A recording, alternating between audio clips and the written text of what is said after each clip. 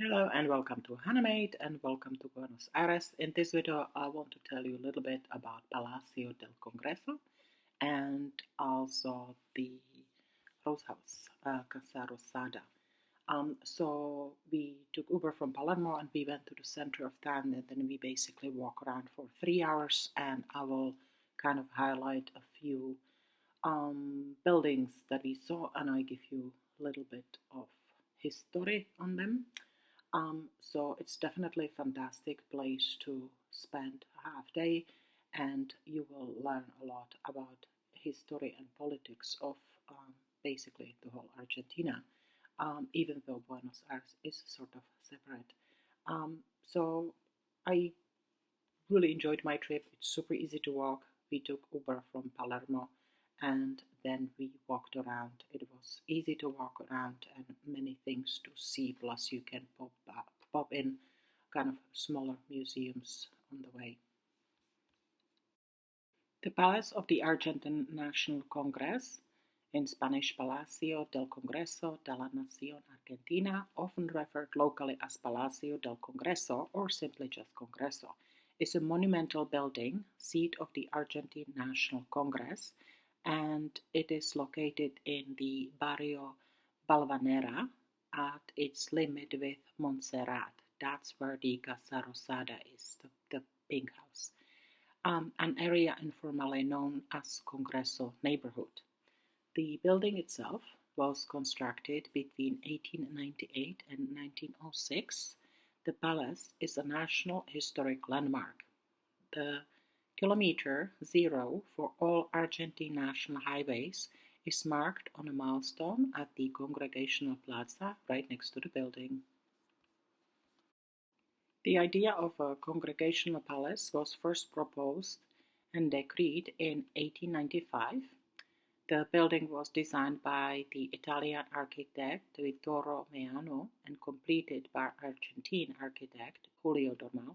The building was under construction between 1898 and 1906. Inaugurated that year, its aesthetic details were not completed until 1946. The quadriga atop the entrance is the work of sculptor Victor de Paul. Argentine sculptor Lola Mora graced the interior halls and exterior alike with numerous allegorical bronzes and marble grandmas, including those in the facade. The building was built at the cost of $6 million allocated by the federal government. It was officially accepted by Congress on May 12, 1906. As time went by, the building proved too small for its purpose, and in 1974 the construction of the annex, which now holds the deputy's offices, was started. From 1976 to 1983, the palace housed the Legislative Advisory Commission, CAL, which was a group of officers from the three armed forces. Congregational Plaza, built by French-Argentine urbanist Charles Thiers, faces the palace.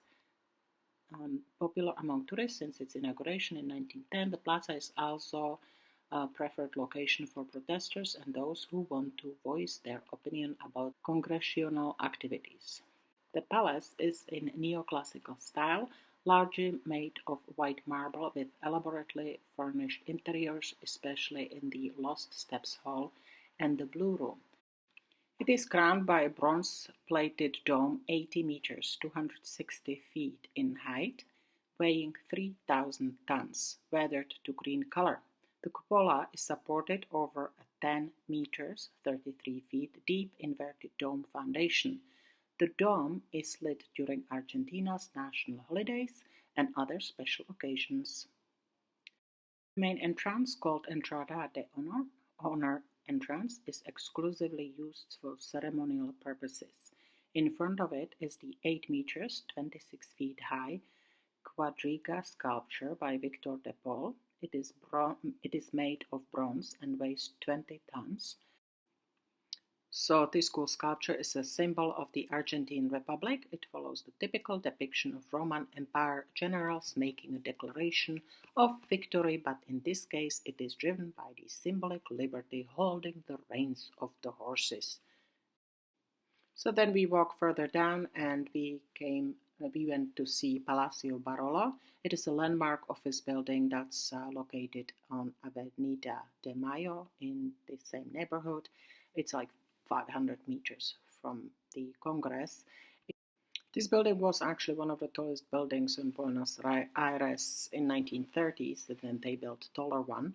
The building itself was declared a National Historic Monument in 1997, and currently there are agencies, Spanish School for Foreigners, and all sorts of different offices. It is worth visiting. You can just pop by and see this view what I saw. You can also take a tour and have view from high above. It's pretty cool.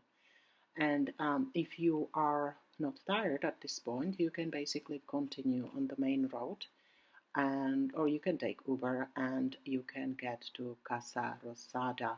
Um, it's really interesting walk. It can get quite busy. You want to find kind of side roads, but there's so much to admire and really see what the center of Buenos Aires is and was like almost 100 years ago.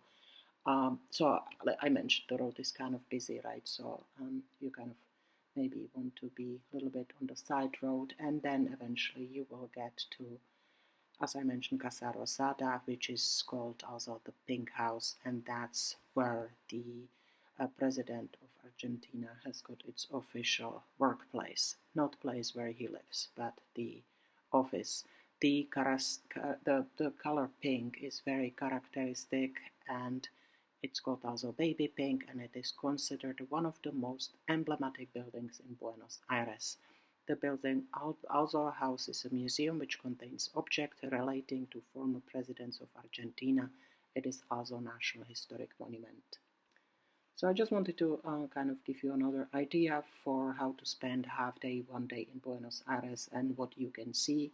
I hope you enjoyed it. It's really very impressive to see the history of the city as well as the new modern buildings. That's Porto Modero again, right? So I hope you enjoyed this. I put more videos on my channel. I'm trying to narrate them now and I hope you enjoy them. Thanks for watching, Hannah Mate.